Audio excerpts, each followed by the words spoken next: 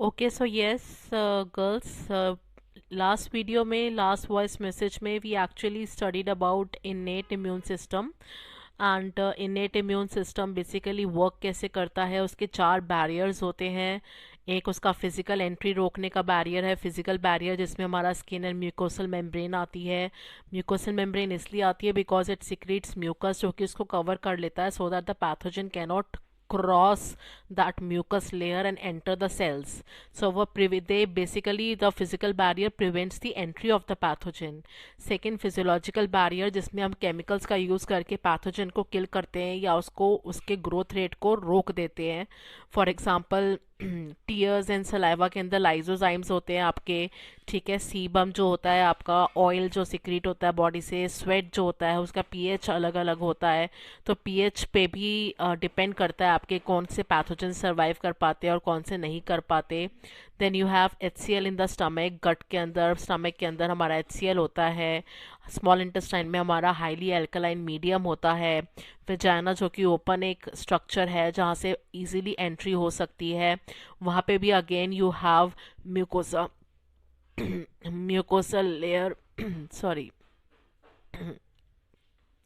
You have mucosa, because जो mucosal layer होती है it is present in the respiratory tract, it is present in the gastrointestinal tract, मतलब in the entire alimentary canal, and third in the urinogenital tract. So vagina is a part of the urinogenital tract, तो वहाँ पे भी आपके जो mucosal layer है that prevents the entry of the pathogen inside the cells due to the secretion of mucus. ठीक है, then third आपके जो है इसके अंदर सेल्यूलर बैरियर्स आते हैं जिसके अंदर सारे इम्यून सेल्स आते हैं। We have a lot of phagocytes, very effective phagocytes like neutrophils, ठीक है, जो कि ग्रेन्युलोसाइट्स होते हैं। Then we have monocytes, we have macrophages. ये डायरेक्टली फैगोसाइटोसिस करते हैं और पैथोजन को खा जाते हैं, या पैथोजन नहीं, लिविंग ऑर्गेनिज्म नहीं, तो कोई भी फॉरेन पार्टिकल है, कोई भी फॉरेन पार्टिकल को हम एंटीजन बोलते हैं, उस एंटीजन को वो फैगोसाइटोसिस कर लेते हैं। Then you have NK cells, natural killer cells. Natural मतलब they do not require activation, because हमारा जो next tier है हमारा जो immune system का, that is the acquired immune system, it requires activation before it functions. So natural killer cells, as the name suggests, ये innate immunity का ही part है। एंड नेचुरल किलर सेल्स जो है ये फैगोसाइटोसिस नहीं करते हैं, but what they do is they kill the cells, they kill the cells, they shoot the cells in a way. ठीक है, ये डायरेक्टली किलिंग नहीं कर रहे हैं, फैगोसाइटोसिस नहीं कर रहे हैं, बट ये क्या कर रहे हैं, ये कुछ एंजाइम सिक्रेट कर रहे हैं जैसे परफोरिन्स एंड ग्रांजाइम्स। परफोरिन्स जो है उस बैक्टीरिया के अंदर एक छेद प्रोड्यूस कर रहा है, और उस छेद के थ्रू, उस पोर के थ्रू आपके ग्रांजाइम्स अंदर जा रहे हैं और उस सेल्स को बोल रहे हैं कि तुम सुसाइड करो, हम तुम्हें मार रहे हैं। तो that is called as programmed cell death. हम खुद अपनी मर्जी से प्रोग्राम कर रहे हैं उसकी डेथ को, तो प्रोग्राम्ड सेल डेथ। ठीक है, सुसाइडल डेथ एक सेल की तब होती है जब सेल जो है खुद अपने लाइजोसोम्स को जो है बर्स्ट करा के उसके अंदर से लाइजोजाइम्स निकलवा देता है, तो उसको कहते हैं suicidal attempt by the cell. ठीक है, तो इसीलिए लाइजोसोम्स को सुसाइडल बैग्स बोला जाता है। लेकिन जब हम किसी सेल को खुद अपनी मर्जी से मारते हैं, ठीक है, अफेक्टेड सेल्स को जो कि कहीं ना कहीं वायरस से इन्फेक्टेड है या ट्यूमर सेल्स है, क्योंकि natural killer sales specifically virus infected cells को या ट्यूमर सेल्स को मारेंगे। ठीक है, तो उसको बोला जाता है apoptosis, programmed cell death. Then you have fourth barrier is first, second, third and fourth barrier is जो केमिकल बैरियर, जिसके अंदर हम साइटोकाइंस की बात करते हैं। साइटोकाइंस में एक इम्पॉर्टेंट साइटोकाइन है IL-1, इंटरल्यूकिन 1, जो कि फीवर कॉज करता है, बॉडी टेम्परेचर को बढ़ा देता है, जिसकी वजह से पैथोजेंस अपने आप मर जाते हैं, because they can survive in the body of the host at the host temperature. ठीक है, अगर हम होस्ट के ऑप्टिमम टेम्परेचर से बढ़ाएंगे तो ऑब्वियसली उसकी भी डेथ हो जाएगी, बिकॉज वो हमारे अंदर सर्वाइव कर रहा है, इसका मतलब उसका जो बॉडी टेम्परेचर है that is also 37 degree Celsius. ठीक है, then you have other cytokines. Cytokines are basically glycoproteins जो कि सेल टू सेल कम्युनिकेशन कराते हैं. एंड ऑल्सो ये इनेट इम्यूनिटी के सेल्स जो है, पर्टिकुलरली मैक्रोफेजेस, ये they secrete, macrophages secrete a number of, a lot of cytokines, और ये एक्टिवेट करते हैं. साइटोकाइंस के थ्रू ही हमारा एक्वायर्ड इम्यून सिस्टम जो है वो एक्टिवेट होता है. ठीक है, तो फैगोसाइटोसिस कर लिया हमने. और इन इंटरल्यूकिन के साथ there is a very important cytokine called as gamma interferon, IFN gamma, जो कि वायरस इन्फेक्टेड सेल्स अपने आप रिलीज करते हैं और दूसरे अनअफेक्टेड सेल्स को, सराउंडिंग में जो अनअफेक्टेड सेल्स हैं जिनके अंदर अभी वायरस घुसा नहीं है, उन सेल्स को प्रोटेक्शन प्रोवाइड करते हैं कि उनके अंदर वायरस ना घुस सके. ठीक है. तो अब हमारा अगर मोड ऑफ एक्शन के बारे में बात की जाए तो हमने एक चीज़ और पढ़ी थी इसके अंदर. हमने पढ़ा था इओसिनोफिल्स. इओसिनोफिल्स होते हैं वीक फैगोसाइट्स होते हैं. ठीक है, ये वीक फैगोसाइट्स होते हैं क्योंकि ये पूरे के पूरे पैथोजन को फैगोसाइटोसिस नहीं कर सकते, but they can only eat up the larvae of the parasites. ठीक है, उसके बाद बहुत इंपॉर्टेंट सेल्स है basophils and mast cells. Basophils and mast cells they release histamine. Histamine जो होता है एक इन्फ्लामेटरी मॉलिक्यूल है. इन्फ्लामेटरी मॉलिक्यूल मतलब ये इन्फ्लामेशन कॉज करता है. Inflammation is a very important defence mechanism of the immune system. हमारी बॉडी का एक इम्पॉर्टेंट डिफेंस मैकेनिज्म है. किसी भी जगह पे चोट लगती है, अगर अगर वहाँ पे कट पड़ा है या वहाँ पे एक ब्रूस स्क्रैच हुआ है या वहाँ पे कोई आपको लगी है और ज़ोर से स्वेलिंग हो जाती है, वहाँ पे नील पड़ जाता है, तो बेसिकली वहाँ पे होता क्या है, वहाँ पे इन्फ्लामेशन होती है. इसके साइंस देखे जाए, अगर अगर आपकी बॉडी पे कहीं पे भी चोट लगी है और वहाँ पे आपको सूजन हो गई है, वहाँ पे आपको लाली आ गई है उस जगह पे, वो एरिया आपका गर्म हो गया है.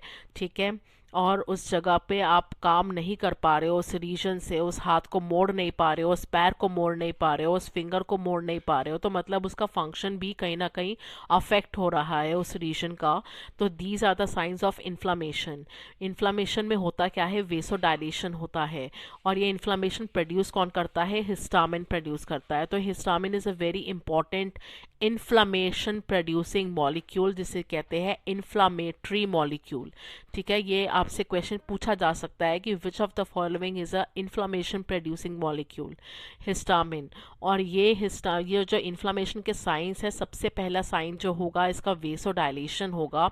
वेसोडाइलेशन मतलब कि जो ब्लड वेसल्स हैं वो चौड़ी हो जाती हैं और उनके अंदर जो ब्लड है वो भर भर के वहाँ पे उस रीजन में पहुँचता है, जिसकी वजह से वो रीजन एक तो फूल जाता है क्योंकि वहाँ पे ब्लड सप्लाई बहुत ज़्यादा बढ़ गया है. बढ़ने की वजह से जहाँ पे भी ब्लड फ्लो करेगा वहाँ पे हीट प्रोड्यूस होगी, इसलिए वो रीजन गर्म हो जाता है. वो रीजन लाल क्यों होता है, क्योंकि ब्लड सप्लाई बढ़ गया उस रीजन के अंदर, तो उसके अंदर RBCs भी ज़्यादा हो गई हैं. ठीक है, RBCs रेड कलर प्रोवाइड कर रही है और वहाँ पे WBCs भी ज़्यादा पहुँचती है. तो बेसिकली हमारी बॉडी के जो इम्यून सिस्टम के जो सोल्जर्स होते हैं वो होते कौन है, वो हमारे WBCs होते हैं. और WBCs को बोला क्या जाता है, leukocytes. Leukocytes. So these are the soldiers of the body. तो जहाँ पे भी अगर आपको चोट लगी है या तो वहाँ पे सेल्स खुद मर गए हैं, तो उनको जो उनकी डेब्रीज है उनको हटाना बहुत ज़रूरी है, अदरवाइज़ वो पॉइजन क्रिएट करेंगे. तो उनको फैगोसाइटोसिस करना उनका बहुत इंपॉर्टेंट है. तो फैगोसाइटोसिस कौन करते हैं, आपके मैक्रोफेजेस, न्यूट्रोफिल्स एंड मोनोसाइट्स. ठीक है, एंड अगर आपका कोई पैथोजन अंदर आया है then again you require phagocytosis. तो आपके WBCs वहाँ पे आएंगे. WBCs का फ्लो ब्लड वहाँ पे कैसे ज़्यादा होगा, जब ब्लड ज़्यादा फ्लो करेगा. और ब्लड ज़्यादा कब फ्लो करेगा, जब आपका वेसोडाइलेशन होगा. और वेसोडाइलेशन कौन कराता है, हिस्टामिन प्रोड्यूस कराता है. ठीक है, सो आपका जो mechanism of action of innate immune system था, कैसे कैसे काम करता है, एक तो बैरियर्स के थ्रू वो काम करता है. दूसरा जो इसके सेल्यूलर कंपोनेंट्स होते हैं, सेल्यूलर बैरियर, वो फैगोसाइटोसिस शो करते हैं, वो इन्फ्लामेशन प्रोड्यूस करते हैं. And then there is a very important component of innate immune system that is called as complement system. Complement system में जो है इनएक्टिव प्रोटीन्स होते हैं हमारी बॉडी के अंदर, ब्लड के अंदर, जो सर्कुलेट कर रहे होते हैं. और जैसे ही कोई पैथोजन की एंट्री होती है या कहीं ना कहीं इन्फेक्शन बॉडी में क्रिएट होता है या पस जनरेट होती है, तो ये कॉम्प्लीमेंट प्रोटीन्स जो होते हैं जो इनएक्टिव फॉर्म में है, ये एक्टिव फॉर्म में कन्वर्ट हो जाते हैं and they cause either they phagocytosis show करते हैं ये, या ये अगेन दूर से ही किलिंग करते हैं सेल्स की बाय सिक्रीटिंग परफोरिन्स एंड ग्रांजाइम्स। तो परफोरिन्स क्या करेगा, रिलीज होएगा और टारगेट सेल के अंदर एक छेद क्रिएट करेगा, पोर क्रिएट करेगा। उस पोर के थ्रू ग्रांजाइम्स अंदर जाएंगे और ग्रांजाइम्स क्या करते हैं, आपका प्रोग्राम्ड सेल डेथ कराते हैं, जिसे हम कहते हैं अपोप्टोसिस। ठीक है, अब तो आपको ये टर्म लर्न हो जानी चाहिए थी, अपोप्टोसिस। ठीक है, जिसे हम कैंसर सेल्स जो होते हैं जिस अपोप्टोसिस को रेजिस्ट कर जाते हैं। नाउ एक्वायर्ड इम्यून सिस्टम की अगर बात की जाए, तो एक्वायर्ड इम्यून सिस्टम में आपके फीचर्स होते हैं specificity, diversity, memory and differentiation between self and non self sales.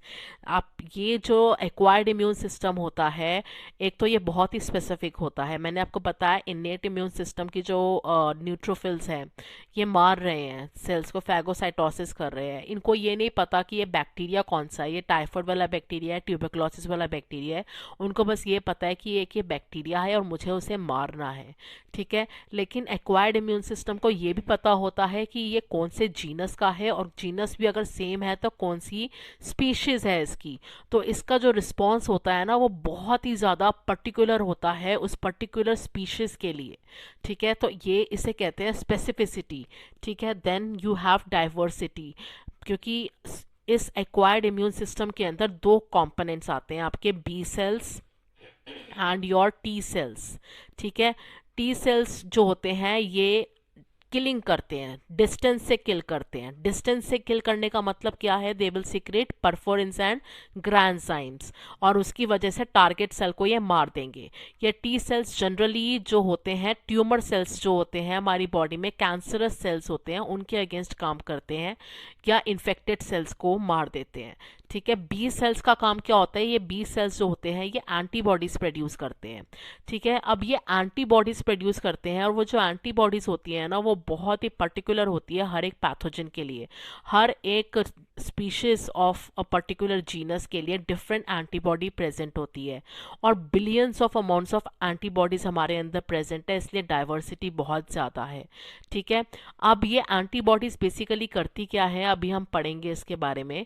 Then a very important feature of acquired immune system is memory, कि एक बार इनकाउंटर हो गया तो मैंने आपको बताया था कि इसने क्या किया, इसने एक कमांडो की एक सेट तैयार किया और उसको बोला कि तुम देखो कि इस पर्टिकुलर बैक्टीरिया की स्पीशीज को कैसे मारा जाएगा। तो उन्होंने उसको देख के पता लगाया कि उसको इस स्ट्रैटेजी से हम मार सकते हैं। उसके बाद जब वो मारने के लिए गए तो वो उन्होंने उनमें से कुछ ट्रेंड वाले लोगों को, कमांडोज को रख लिया कि जब नेक्स्ट टाइम यही सेम आतंकवादी आएगा या ये टेररिस्ट आएगा तो तुम क्या करना, बाकी सारे कमांडोज को ये स्ट्रैटेजी सिखाना, और जिससे कि हमारी जो सेना होगी वो एकदम से तैयार हो जाएगी। अभी हमें स्ट्रैटेजी सीखने में ही 7 दिन लग गए। ठीक है, नेक्स्ट टाइम जब तुम्हें ऑलरेडी स्ट्रैटेजी पता होगी तो तुम 3 दिन में या 2 दिन में ही अपनी दूसरी कमांडोज की सेना को तैयार कर लोगे, because you already have a memory. आपने मेमोरी रखी हुई है, आपने पहले से ही वो कुछ उनमें से लोग संभाल के रखे हुए हैं जिनको पता है कि कैसे मारना है। ठीक है, इसे कहते हैं आप मेमोरी। अब मेमोरी की वजह से जो सेकेंड टाइम पे जो इम्यून रिस्पॉन्स होता है अगेंस्ट द सेम पैथोजन, वो एक बहुत ही हाइटेंड इम्यून रिस्पॉन्स होता है। हाइटेंड इम्यून रिस्पॉन्स का दो मतलब होते हैं, it is more rapid and it is more abundant. इन दोनों टर्म्स को हम एंटीबॉडीज़ के रिस्पेक्ट में अभी बात करेंगे। It differentiates between self and non self cells, and this property of the acquired immune system is responsible for transplantation में जो भी ऑर्गन्स ट्रांसप्लांट होते हैं या ग्राफ्टिंग होती है, स्किन ग्राफ्टिंग, उसमें रिजेक्शंस जो भी होते हैं वो इसी की वजह से होते हैं, एक्वायर्ड इम्यून सिस्टम की वजह से। Why? Because acquired immune system, only the acquired immune system has the tendency और has the ability to differentiate between कि ये मेरी बॉडी का सेल है और ये मेरी बॉडी का सेल नहीं है। वाई? बिकॉज जो टी सेल्स होते हैं हमारी बॉडी के हर एक न्यूक्लियस वाले सेल के अंदर, हर एक न्यूक्लिएटेड सेल के ऊपर एक टैग होता है। ठीक है, जो कि हमारी बॉडी के सारे सेल्स के ऊपर सेम टैग होगा, जो कि मेरी सिस्टर के अंदर वो टैग डिफरेंट होगा। तो अगर मेरी सिस्टर के सेल्स मेरी बॉडी में आएंगे तो मेरी बॉडी के जो टी सेल्स हैं वो इमिडिएटली रिकॉग्नाइज कर देंगे कि ये जो टैग है ये डिफरेंट टैग है। ठीक है, और इस टैग के डिफरेंट होने की वजह से, इस टैग के डिफरेंट होने की वजह से व्हाट विल हैपन कि हमारे जो टी सेल्स है इस वाले सेल को, जो कि हमारा अपनी बॉडी का टैग शो नहीं कर रहा है, उसको मार देंगे, इस सेल को मार देंगे।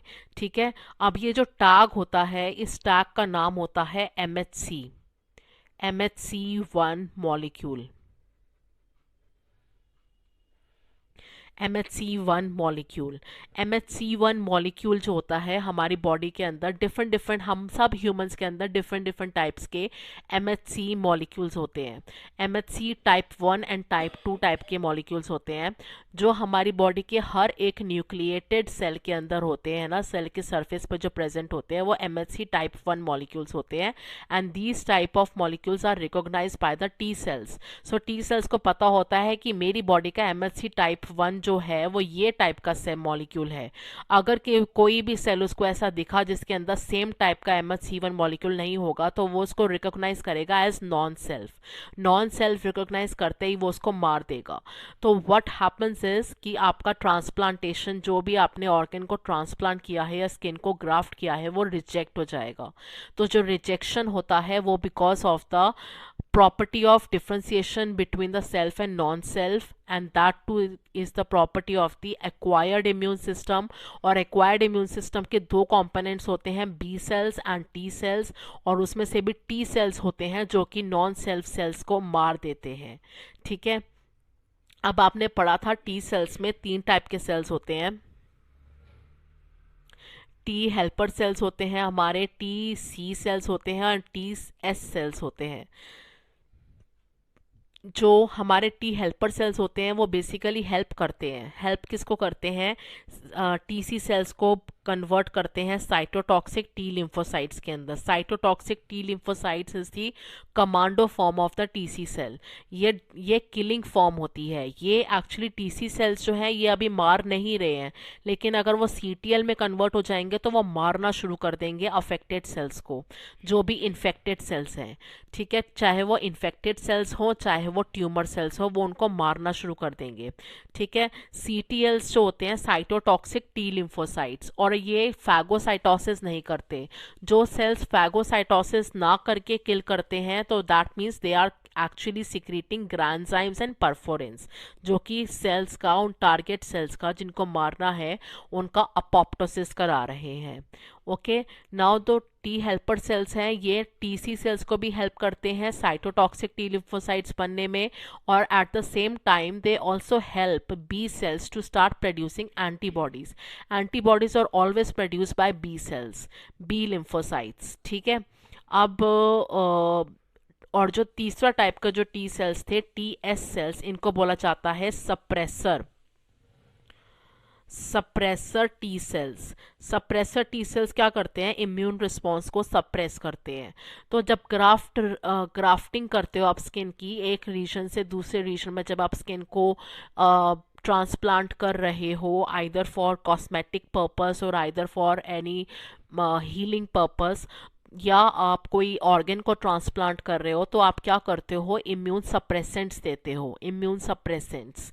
ठीक है, इम्यून सप्रेसेंट्स जो कि आपके इम्यून सिस्टम को सप्रेस करेगा, और वो साथ में क्या करता है? टी एस सेल्स को स्टिमुलेट कर देता है। टी एस सेल्स क्या करता है? टी सी सेल्स को प्रिवेंट करता है सीटीएल्स में कन्वर्ट होने से। सीटीएल्स में कन्वर्ट नहीं होंगे तो वो देखेंगे ही नहीं कि मेरा सेल्फ है सेल या नॉन सेल्फ सेल है, उनको परवाह नहीं है, वो आराम से सो रहे हैं। तो सो रहे हैं, इतने टाइम में क्या होता है कि जो आपका ऑर्गन, जो मैंने सपोजिटली किडनी ट्रांसप्लांट करी है, तो मेरी किडनी में किसी और के सेल्स थे। ठीक है, और वो सेल्स जो थे आपके, उनके ऊपर जो MHC मॉलिक्यूल था वो डिफरेंट था। ठीक है। अब क्या होगा कि ये जो किडनी के सेल्स हैं ये इमिडिएटली रिकॉग्नाइज हो जाते हैं हमारी बॉडी के सेल से, लेकिन जब धीरे धीरे उस वक्त अगर हमारे टी सेल्स को सुला दिया जाए तो कुछ टाइम के बाद वो वाले जो नए जो किसी और की बॉडी के किडनी के सेल्स हैं वो हमारे वाला एमएचसी मॉलिक्यूल भी अपने सरफेस पे लगा देते हैं। तो क्या होता है कि उनके सरफेस पे दो टाइप के एमएचसी मॉलिक्यूल्स हो जाते हैं। इसकी वजह से एक एक एटलीस्ट एक मॉलिक्यूल जो है ना वो तो हमारी बॉडी वाला ही MHC1 मॉलिक्यूल हो जाएगा ना। तो टी सेल्स पे जब जागते हैं नेक्स्ट टाइम, जब इम्यून सेप्रेसेंट्स हम देना बंद कर देते हैं, and T sales when they start roaming, जब वो घूमना शुरू करते हैं एंड दे सी कि यहाँ पे कुछ सेल्स हैं जिनके पास दो रिकॉग्निशन मॉलिक्यूल्स हैं, दो MHC1 मॉलिक्यूल्स हैं, लेकिन एटलीस्ट एक मॉलिक्यूल जो है वो हमारी बॉडी वाला है, तो वो उसको मारते नहीं है। तो कुछ टाइम के लिए, इनिशियल टाइम के लिए, जब तक वो हमारी बॉडी वाला MHC1 मॉलिक्यूल एक्सप्रेस करना स्टार्ट ना करे तब तक हमें इम्यून सप्रेसेंट्स देने पड़ते हैं।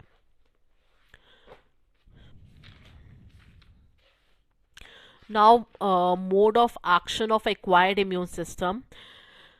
एक्वायर्ड इम्यून सिस्टम जो होता है they get activated by the cytokines, and cytokines जो होते हैं they are majorly release by macrophages, ठीक है, and also by NK cells. इसके कंपोनेंट्स जो होते हैं एक्वायर्ड इम्यून सिस्टम के वो B सेल्स हैं एंड T सेल्स हैं। T सेल्स आपको समझ में आ गया कि क्या करेंगे, they become CTLs and they kill the pathogens और they kill the antigen by secreting perforins and granzymes, and specifically ये ट्यूमर सेल्स को मारते हैं। NK सेल्स भी जो होते हैं ये स्पेसिफिकली ट्यूमर सेल्स के लिए होते हैं, ट्यूमर सेल्स को मारते हैं, ठीक है, एंड साथ में ये वायरस इन्फेक्टेड सेल्स को भी मारते हैं।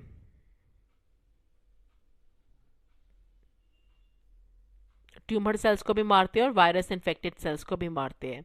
अब एंटीबॉडीज जो होती है, एंटीबॉडी का स्ट्रक्चर देखना बहुत इंपॉर्टेंट है।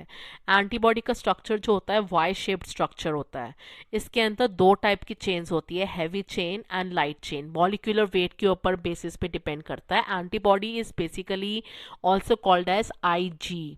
इसको एंटीबॉडी को या तो कैपिटल A स्मॉल b की तरह रिप्रेजेंट करते हैं एंटीबॉडी, या एंटीबॉडी का दूसरा नाम होता है इम्यूनोग्लोब्यूलिन, ठीक है। इम्यूनोग्लोब्यूलिन को हम रिप्रेजेंट करते हैं capital I and small g से, ठीक है। तो एंटीबॉडी या इम्यूनोग्लोब्यूलिन बेसिकली एक प्रोटीन होती है जो कि अमीनो एसिड से बनी है।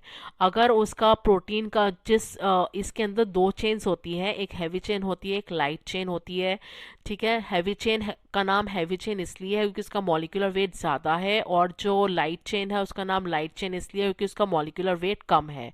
Now this antibody has a Y shaped structure, ठीक है। इस एंटीबॉडी का वाई शेप्ड स्ट्रक्चर होता है। इसके अंदर दो आर्म्स होती हैं, ये वाली एक आर्म है और एक ये वाली आर्म है, और उसके बाद एक टेल रीजन होता है।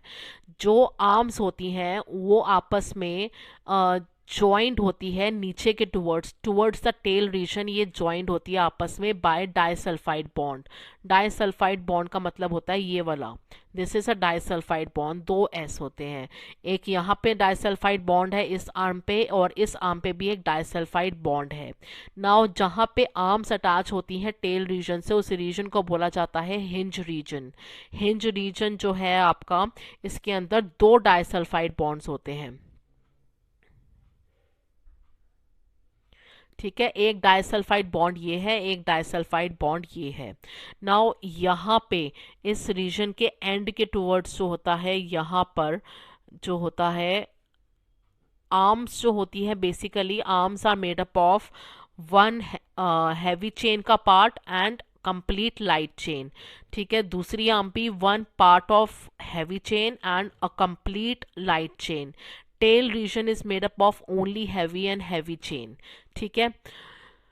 अब एंटीजन बाइंडिंग साइट होती है यहाँ पे, जो आर्म की एंड्स के टुवर्ड्स होती है वहाँ पे एंटीजन बाइंडिंग साइट होती है। तो दो आर्म्स है तो एक एंटीबॉडी के अंदर दो एंटीजन बाइंडिंग साइट्स होंगी, ठीक है।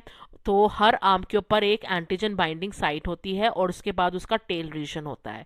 जो हिंज रीजन के बाद का जो टेल रीजन होता है उसको बोला जाता है FC रीजन, और जो ये आर्म होती है इनको बोला जाता है फैब रीजन, ठीक है। फैब रीजन का मतलब होता है फ्रैगमेंट एंटीजन बाइंडिंग, मतलब एंटीजन बाइंडिंग रीजन, क्योंकि ये एंटीबॉडी है जस्ट लाइक एन एंजाइम, उसका एक पर्टिकुलर कॉम्प्लीमेंट्री सबस्ट्रेट मॉलिक्यूल होता है, ऐसे ही एक एंटीबॉडी एक कॉम्प्लीमेंट्री स्ट्रक्चर से ही बाइंड करती है जिसे बोला जाता है एंटीजन।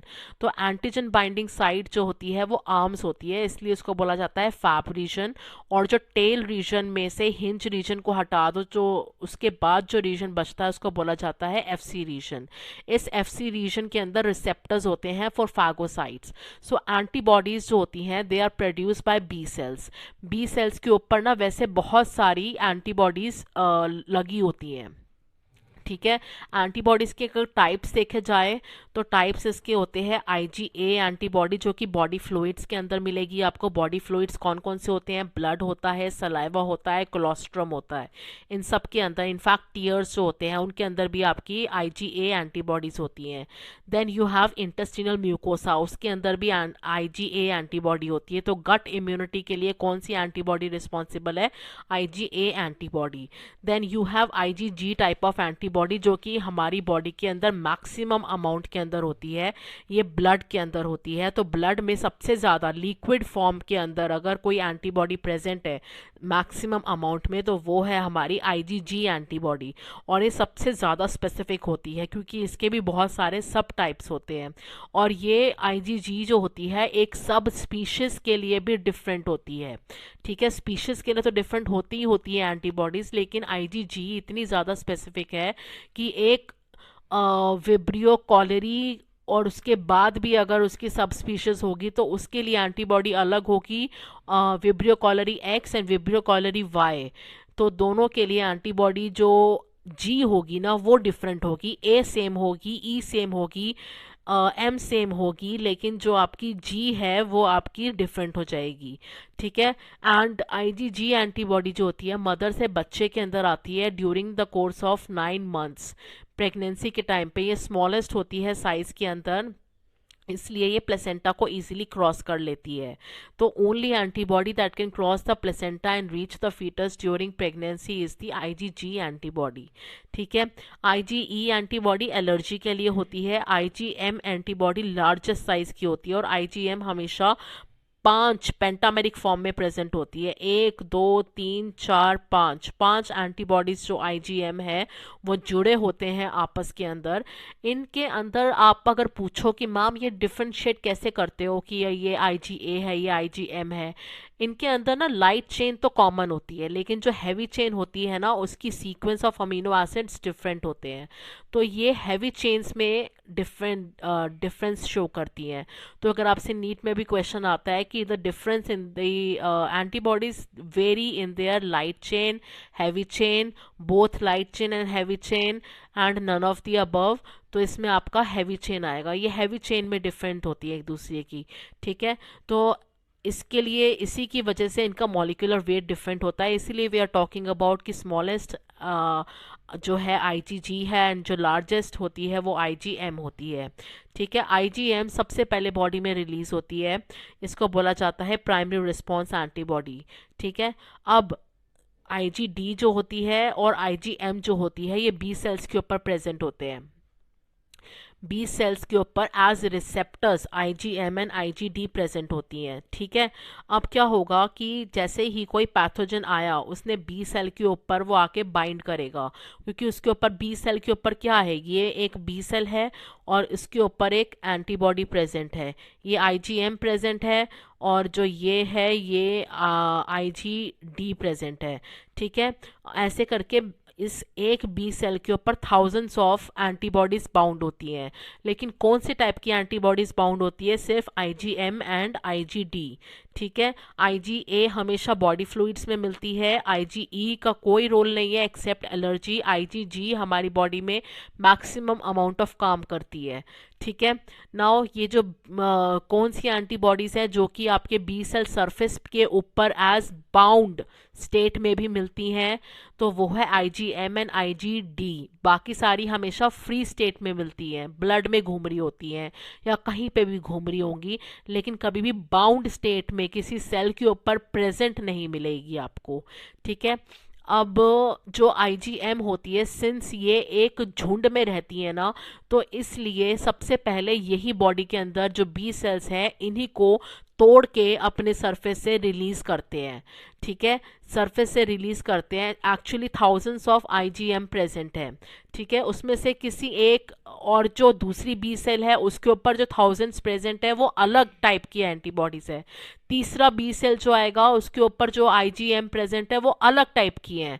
तो हमारे पास अबाउट 11,000, 4,000 टू 11,000 जो होता है, 4,000 टू 11,000 हमारा WBC काउंट होता है। सपोजिटली मेरा काउंट है 6,000 WBCs पर माइक्रोलीटर। अब मेरे पास ब्लड कितना है, 5 लीटर्स, और एक माइक्रोलीटर के अंदर 6,000 WBC है। तो जस्ट इमेजिन कि मेरे पूरे 5 लीटर ब्लड के अंदर कितने सारे WBCs होंगे, उसमें से कितने सारे बी सेल्स होंगे।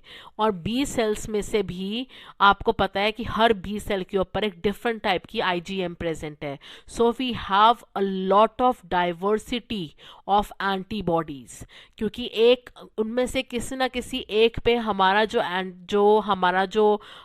वो होगा पैथोजन, वो बाइंड कर जाएगा, और उसी टाइप की आईजीएम जो है, जो बी सेल है, वो एकदम से प्रोड्यूस करना शुरू कर देंगे और सिक्रीट करना शुरू कर देंगे। सी व्हाट हैपन्स इज कि सपोजिटली मेरे पास 100 बी सेल्स हैं। ठीक है, अब 100 बी सेल्स के ऊपर, हर के ऊपर 1000 आईजीएम मॉलिक्यूल्स प्रेजेंट है। ठीक है, तो 1000 इंटू 100 कितने हो गए, 10,000। मेरे पास 10,000 टाइप्स की आईजीएम है, डिफरेंट डिफरेंट टाइप की। अब इनमें से किसी एक पे जाके एंटीजन बाइंड कर गया। ठीक है, तो वो वाली जो थी ना, एक्स मैंने उसका नाम रखा है। अब बी सेल को पता चल गया कि ये जो एंटीजन है ना, इसको पकड़ने का काम सिर्फ एक्स कर सकती है। तो वो 10,000 में से सिर्फ उसी टाइप के, एक्स टाइप के आईजीएम को बनाना शुरू कर देगा और बना के उसको सिक्रीट करना शुरू कर देगा ब्लड के अंदर। सी हुआ क्या कि सरफेस पे प्रेजेंट थी आईजीएम। ठीक है, डिफरेंट डिफरेंट बी सेल्स पे डिफरेंट डिफरेंट आईजीएम प्रेजेंट थी। एक पैथोजन गया और वो उसके सरफेस पे जाके बाइंड हो गया। अब इस बी सेल के ऊपर थाउजेंड्स ऑफ आईजीएम है, लेकिन इसके कौन से उसके ऊपर बाइंड किया, एक्स वाली एंटीबॉडी आईजीएम पे बाइंड किया। तो इसको समझ में आ गया कि ये वाला जो स्ट्रक्चर है ना आईजीएम का, ये वाली जो सीक्वेंस है ना अमीनो एसिड्स की, ये है जो कि इस एंटीजन को पकड़ सकती है। तो अब वो क्या करेगी, B cell, it will start secreting इसी टाइप का, वो अपने अंदर, अपने सरफेस के अंदर एंटीबॉडी बनाएगी और ब्लड के अंदर फ्री फॉर्म में रिलीज करेगी। अभी ये जो एंटीबॉडी जो प्रेजेंट है बी सेल के ऊपर, एक बाउंड स्टेट में प्रेजेंट है, लेकिन अब उसको समझ में आ गया है कि ये एंटीजन ये वाली एंटीबॉडी पकड़ सकती है। तो अब वो उसको सिक्रीट करना शुरू कर देगी। जब एक बी सेल एंटीबॉडी सिक्रीट करना शुरू कर देता है तो उसको प्लाज्मा सेल बोला जाता है। मतलब एक जो आपका बी सेल था उसके ऊपर बहुत सारे टाइप की एंटीबॉडीज आईजीएम एंड आईजीडी थे। एक्टिवेशन हुआ उसका, क्योंकि जैसे कोई एंटीजन बाइंड करेगा उसके सरफेस के ऊपर, एक पर्टिकुलर कोई भी एक बी सेल जो है 6,000 में से कोई एक एक्टिवेट होगा। एक्टिवेट होने के बाद it will first of all, क्योंकि 6,000 में से एक बी सेल के ऊपर कोई एक आईजीएम प्रेजेंट होगी जिसपे एंटीजन ने बाइंड किया है। अब वो पूरे 6,000 में से वो एक सेल जो है उसको वो पर्टिकुलर एक्स टाइप की आईजीएम प्रोड्यूस करनी है और रिलीज करना है ब्लड के अंदर, जिससे कि वो सारी एंटीबॉडीज जाए और उस पैथोजन को पकड़ ले, ट्रैप कर ले, बस पकड़ ले, जाके किसी सेल के अंदर जाने से रोकने के लिए पकड़ के रख ले उसको, क्योंकि एंटीबॉडी इतना बड़ा स्ट्रक्चर होता है कि वो अंदर नहीं जा सकता सेल के। अगर एंटीजन को बाइंड कर लेगा तो वो एंटीजन जो है वो भी सेल के अंदर जा नहीं पाएगा, क्योंकि it is already bound to a antibody. ठीक है, तो अब वो बी सेल जो है 6,000 में से एक टाइप का बी सेल है, it has to start dividing उसको डिवाइड कर करके बहुत सारी एक आर्मी प्रोड्यूस करनी है अपने जैसे आइडेंटिकल बी सेल्स की, और फिर वो सिक्रीट करेंगे वो सेम एक्स टाइप की सारे सिक्रीट करेंगे सेम एक्स टाइप की आईजीएम जिसने बाइंड किया था एंटीजन को। तो जब ये बी, इसे कहते हैं बी सेल का एक्टिवेशन। जब एक्टिवेशन होता है तो इसका प्रोलिफरेशन होता है। तो एक तो आपके प्लाज्मा सेल्स बनते हैं प्लस कुछ आपके मेमोरी बी सेल्स बन जाते हैं जो कि हमेशा स्टोर हो जाते हैं फॉर फ्यूचर एनकाउंटर। ऐसे ही जब टी सेल्स का एक्टिवेशन होता है तो टी सेल्स मल्टीप्लाई करते हैं और मल्टीप्लाई करके सीटीएल बनाते हैं, साइटोटॉक्सिक टी लिम्फोसाइट्स, प्लस सम मेमोरी टी सेल्स जो कि हमेशा के लिए स्टोर हो जाते हैं बॉडी के अंदर। ठीक है, अब ये प्लाज्मा सेल्स हैं, ये अब ये आईजीएम प्रोड्यूस करेंगे इन द फ्री फॉर्म और उसको ब्लड में छोड़ देंगे। आईजीएम क्या करेगा, ये जाके एंटीजन से बाइंड करेगा, एंटीजन को बाइंड करेगा। एंटी मतलब एक एंटीबॉडी का what is the function of a antibody? The function of an antibody is just to trap the antigen, is to bind to that antigen. ठीक है, अब वो बाइंड करके करता क्या है? अब एंटीबॉडी खुद तो खाती तो है नहीं, ना ही वो परफोरिन्स और ग्रांजाइम्स रिलीज कर रही है। तो इतना बड़ा रोल एंटीबॉडीज का है ही क्यों? क्योंकि एंटीबॉडीज के जो एफसी रीजन होता है वहां पे रिसेप्टर्स होते हैं फॉर द फैगोसाइट्स। जैसे एक फैगोसाइट मैक्रोफेज घूम रहा है, एक घूमती हुई एंटीबॉडी से टकरा गया, फॉर एग्जांपल आईजीए घूम रही थी, ठीक है, उससे टकरा गया, उसने इसको सॉरी बोला और आगे निकल गया। लेकिन जब एक मैक्रोफेज एक एंटीबॉडी को देखता है ना जो कि ऑलरेडी एक एंटीजन से बाउंड होती है, जैसे ही कोई एंटीबॉडी एक एंटीजन को पकड़ लेती है ना तो उसके ऊपर एक सिग्नल प्रोड्यूस हो जाता है, beep beep beep beep beep beep. तो वो ना दूर से अट्रैक्ट कर लेती है फैगोसाइट्स को। फैगोसाइट्स आते हैं और वो उसके एफसी रीजन पे जो रिसेप्टर्स होते हैं उस पे आके चिपक जाते हैं। अब ये फैगोसाइट यहाँ पे इतना बड़ा फैगोसाइट आके चिपक गया, इस फैगोसाइट ने उस एंटीजन को देख लिया और ये फैगोसाइट अब क्या करेगा, फैगोसाइटोसिस करके इस एंटीजन को खा जाएगा। ठीक है, तो बी सेल्स ने काम क्या किया, B cells actually brought the phagocytes in contact with the antigen. That antigen could be a non-living pollen grain, it could be a non-living particle, it could be a substance of the pathogen, or it could be a living pathogen. ठीक है, I am just talking about antigen. Antigen मतलब कोई भी foreign particle, चाहे living है चाहे dead है। ठीक है, अब इस एंटीबॉडी का एक ही काम होता है कि ये फैगोसाइट्स को फैगोस जब ये किसी एंटीजन को बाइंड कर लेती है तो इसके ऊपर अट्रैक्ट हो जाते हैं फैगोसाइट्स और वो आके उसके टेल रीजन पे जो रिसेप्टर्स है एफसी रीजन पे उस पे आके बाइंड कर जाते हैं। ठीक है, और फिर वो फैगोसाइटोसिस कर लेते हैं। So what I have written here is antibodies, they bind the antigens and then they bind to the phagocytes, bringing them close to the antigen, and thus the phagocytes eat the antigen. ठीक है, antigen could be pathogen or allergen or any foreign particle. This type of immunity provided by the B cells through the antibody production is called as antibody mediated immunity or humoral immunity. Humoral immunity के ऊपर question आता है, what do you mean by humoral immunity? antibody mediated immunity तो समझ में आ गया कि वो एंटीबॉडी से मीडिएटेड इम्यूनिटी है। ठीक है, इसमें antibody mediated immunity is a part of acquired immune system, क्योंकि इसमें मेन कंपोनेंट क्या है, एंटीबॉडी, एंड एंटीबॉडी को सीक्रेट करने वाले सेल्स कौन से हैं, बी सेल्स। और बी सेल्स किसके कंपोनेंट्स होते हैं, एक्वायर्ड इम्यून सिस्टम के, क्योंकि एक्वायर्ड इम्यून सिस्टम के सिर्फ दो ही कंपोनेंट्स हैं, B cells and T sales.